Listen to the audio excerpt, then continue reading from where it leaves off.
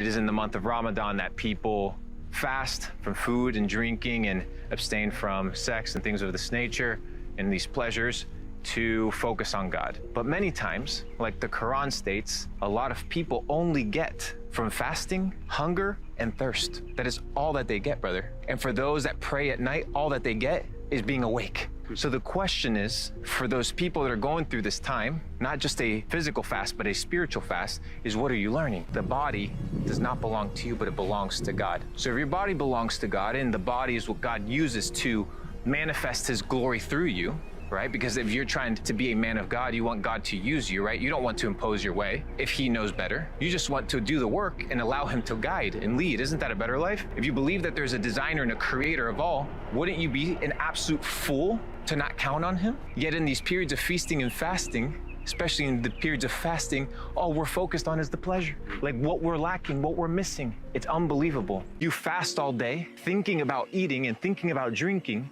and at night you break your fast with that which you're trying to run away from. It makes no sense. So when you think about Ramadan, you can't just be thinking about food and water. It is beyond that. It is merely a representation and a manifestation in the three-dimensional realm of what it is to be a person that is in tune with their spirit and in tune with God.